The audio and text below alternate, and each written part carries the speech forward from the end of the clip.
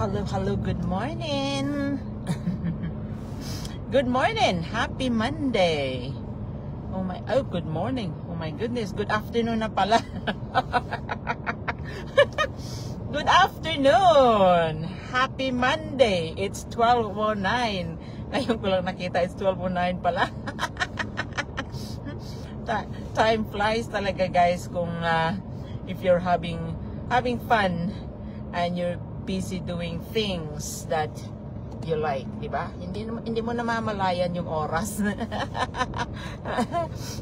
Si tita nga po pala ito.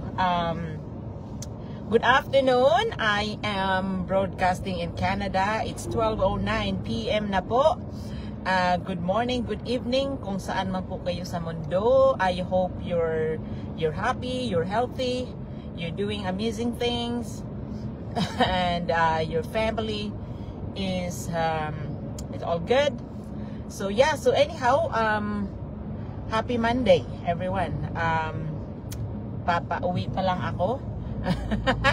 I worked last night and then diretso nagturo this morning. So yeah, talagang ang ating Monday ay start talaga ng fun routine. Magtuturo ng Zumba, of course, exercise na rin. So see, it's a good thing, di ba? Binabayaran ako para to stay healthy and fit, di ba? Di ba maganda? But anyhow, yeah, so anyhow, maraming salamat. I always say thank you sa aking mga followers. Lagi kong sinashout out yan because of course, if not for you guys, talagang yung aking business page ay hindi mag-grow. So maraming salamat sa inyong lahat. Marami akong bagong followers na naman every single day, and doon sa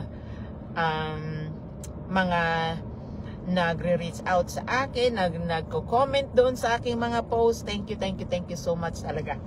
Excuse me.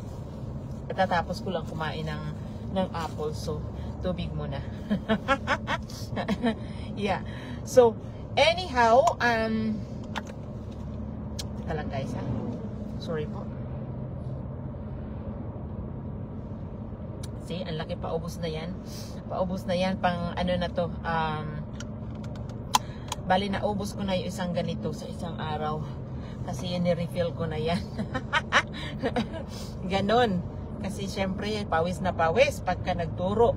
Oh my goodness, and I had a great class today. So, talagang grateful tayo.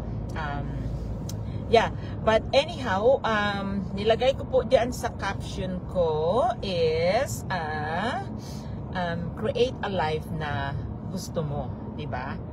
Kasi talagang ang iksi ng buhay, and then mag-stay ka lang doon, mag-i-stay ka lang doon sa ano mo, sa kung saan ka man ngayon, which is hindi mo naman gusto, di ba? The reason na nilagay ko yan is because marami akong nakakausap kasi na nag-i-inquire sa aking business, and then kung ano yung mga banat nila sa akin, of course, tawag na, sinasagot ko sila in my own point of view because I was there anyway. Thank you sa aking mga viewers diyan. I was there anyway. Lagi ko namang sinasabi is when I saw this business opportunity, may work ako noon sa resort, and hindi ko nga ito pinansin. May nag-offer na sa akin, 2 beses ko na siya nakita, and then hindi pa rin ako gumawa ng hakbang, because you know why? I was having fun, and I was working, and I love the job that I did, and then okay naman ang kita, so parang walang point na baguhin ko yun, di ba? Yung routine ko na yun. Now, ang ano kasi, kaya ko naman na Pero nag-iba nga po iyon nung dumating po yung anak ko dito kasi palagi siyang naiiwan sa bahay. So, ang point natin na dinadala talaga, kalimitan sa atin, ang point natin na pass lang ako dito sa ano, na dinadala natin ang anak natin dito sa Canada is because para magkasama tayo, magkakasama. Pero mawawala yung ano kasi, mawawala yung tawag nun, mawawala ng sense kung dala-dala na andito na nga pero hindi naman tayo magkakasama dahil puro work nga, puro work. Yeah, so yun yung first 2 years na nandito si RJ, na hanggang sa dumating to the point na talagang dadating at dadating yan sa buhay natin na sasabihin natin na tama na ito, di ba? So kahit kasi kung hindi naman balanse ang buhay, kahit na maganda yung work mo, kahit na hindi ka masyado namumroblema sa pera, pero kung ang tinitrade mo naman palagi is yung time mo para sa family mo, kumikita ka nga, nakakabayad ka nga, pero napapabayaan mo naman yung family time mo. So, hindi balance, di ba? Hindi balance. So, marami, parang ganun yung nangyari sa akin nung nandito na ang anak ko. Parang ganun ang nangyari. Kasi gusto ko nga yung work ko, and then, wala naman akong time para sa anak ko. Parang hindi talaga balance. So, I have to, like, kailangan na meron akong baguhin. So that's why na nag-jump in ako sa online space. Now, dito nyo rin malaman bakit nga ba online ang pinili ko. Dahil of course, while nasa full-time job pa ako noon is ginagawa ko na ang business on the side, di ba? Kasi ganun yun, mag-uumpisa ka, hindi ka naman kaagad kikita eh. Hindi ka kaagad. I'm always honest na sasabihin na hindi ka kaagad kikita. Dahil legitimate business ito, kahit anong business naman ang gawin mo, is talagang tatrabahuin mo, di ba? Ganun lang yun. So, it's the same way with us talaga. So, thank you sa aking mga viewers dyan. The same way talaga sa online space. And then isa pa na nag-hold back sa karamihan sa mga nakakausap ko is wala akong puhunan. So, honest to goodness, talagang business ito, legitimate business ito, so may puhunan talaga. Now, kung ang mag-hold sa iyo is puhunan, di ba? Kung wala ka ngayon, and then wala ka pang gagawin na ibang hakbang para mabago yung sitwasyon mo na yan, is talagang hindi ka mag-move on, di ba? So talagang dapat na move forward lang talaga. Maraming paraan kung gusto. Eh kung ayaw talaga, napakadaming dahilan dyan. Kahit may pera ka pa, di ba? Napakadaming dahilan. Now, kaya nyo hindi nyo kasi nakikita din inside, pero kami nakikita kasi namin. Kaya hindi nakapagtataka talaga na maraming professional na andito sa online space. Mga doctors, IT, nurses, lahat yun, engineers, na andyan yun. Marami, napaka-diverse po ng community namin. So naandito, kaya hindi nyo matawag nun, talagang make sense talaga na kahit yung mga high-paying professional is na andito na, it's because napaka-flexible ng online business. At saka ang ano namin, ang business namin is talagang tawag nun, maganda pati yung business model, and then yung features ng business namin. Kaya maraming na andito na talagang matagal na, years na po. Oh, that is a cool. Nakakita ako ng magandang sasakyan. Sorry. Yeah, it's just cool design. Parang ano, parang tutubi. But anyhow, yeah, nasaan na ba tayo? Ayan, I got distracted again.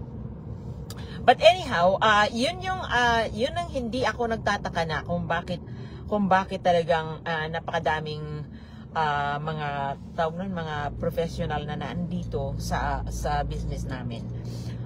Because napakadaling gawin dahil yung features nga po ng business namin is maganda, plus may mentor ka pa, may coach ka pa nagagabay sa iyo, and then yeah, so all you have to do is just to check it out talaga. At doon naman sa yung mga nakakausap ko nga na bakit ka parang ako yung nanghihinayang na kung sasabihin mo, nakita mo na yung business model, and then sasabihin mo pag-iisipan ko, you know what, ang oras hindi maghihintay sa atin yan, hindi yan maghihintay sa atin. So dapat kung talagang you listen to your gut feeling, kasi pagka na mararamdaman naman natin yan di ba? Mararamdaman natin yan. Pagka tawag nun? Pagka tinatanong mo, okay, so yes, I wanted to move forward. I like this business. I wanna do this business. Pero parang pa rin, parang pag-iisipan ko muna, parang ganun ba? Walang solid na talagang another may mga inquiries na naman ako. Thank you. Yeah.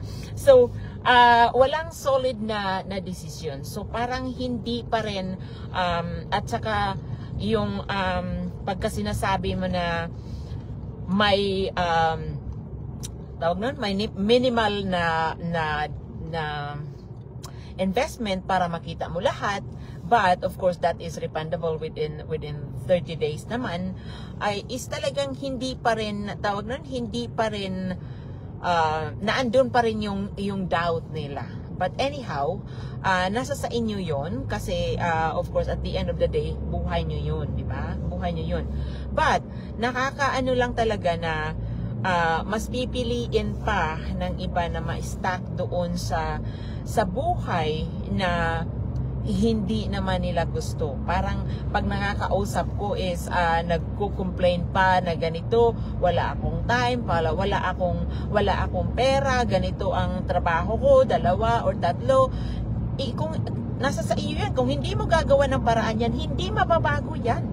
70 years old ka na, ganun pa rin ang buhay mo.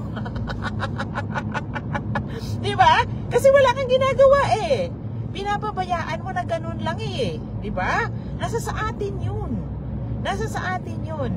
So, but anyhow, I hope na talagang doon sa manonood ng replay, I hope na it makes sense talaga. So, wag niyo takutin ang sarili niyo, di ba? Wag niyo takutin ang sarili niyo. At wag niyo pagkaitan ang sarili niyo na i-check yung business, at baka ito na po yung yung hinihintay. Baka mamaya pray lang pa kayo ng pray, tapos na andyan na, hindi pa rin yung ginrab, di ba? Ganun yun. Kasi kung sa akin yung tutusin, kasi yung iba, alam ko naman, naintindihan ko, yung iba talagang hindi pa ready. Katulad nung nangyari sa akin, hindi pa ako ready.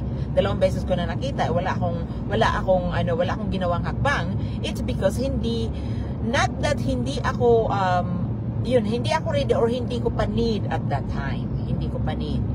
Pero pag dumating ka na dun sa point mo, lalo na yung mga nakakausap ko na sasabihin na wala akong time kasi puro ako trabaho, wala akong puhunan kasi puro ako utang. Aray ko, nice job. wala akong puhunan dahil puro ako utang. My goodness, mamay, papay. Kung ganun ang sitwasyon mo ngayon, ay mag-isip ka na, gumawa ka na ng paraan. Kasi kung wala kang gagawin na paraan, ganun at ganun, hahayaan mo lang na ganun pa rin, ay walang mangyayari sa iyo. Baka 70, 80 years old ka na, ganun pa rin. Diba? So, yes, so that is supposed to be your sign na talagang yung sign mo na nakita mo na may nag-offer sa iyo ng business na opportunity para mabago ang sitwasyon mo. Diba? Ganon yun. So, sorry guys, parang wound up ako ngayon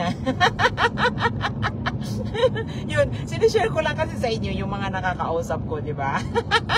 Ganon lang yun. But anyhow, I'm just gonna say to you, baka mamaya maputol tayo kasi nandito ako sa dead spot na naman. Alam ko sometimes napuputol tayo dito. But anyhow, I hope na yung sinasabi ko is na talagang na may makuha kayong kunting inspirasyon man lang doon sa mga oh, ayan, bumalik ako. Hello again. Ayan, sabi ko na, nasa dead spot ako. Yeah. But anyhow, hindi na rin ako magtatagal, guys. But anyhow, I hope na makakuha kayo ng konting idea, konting inspirasyon man lang doon sa sinasabi ko. Kasi talagang na ano lang ako, talagang nahihinayang lang ako na yun, na-realize mo na hindi ka kontento sa buhay mo, na may nag-offer sa iyo ng oportunidad, nakita mo yung oportunidad, pero wala ka pang ginawa. Nasa sa iyo yan. Talagang pinakita na ni Lord sa iyo na ito na yung sign mo na para baguhin mo ang sitwasyon mo. Pero wala ka pa rin ginagawa. Complain ka ng complain. Anong mangyayari dyan? Wala. Mas dadagdag pa lalo ang i-complain mo kung ganyan ang gagawin mo. Diba? Yeah, but anyhow, I always say na naandito lang ako.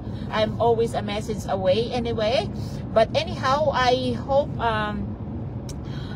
enjoy the rest of your day and be safe, and of course be happy, be healthy, and yeah, so anyhow, enjoy the rest of your day, enjoy the rest of your week, kung ano man ang gagawin nyo. I hope na sang-ayon doon sa gusto nyong mangyari sa buhay nyo. But anyhow, hindi na po ako magtatagal. Maraming salamat sa pakikinig. Maraming salamat doon sa manonood ng replay. Yeah, so, and take care everyone. Enjoy the rest of your day. God bless po. Maraming salamat. Bye-bye.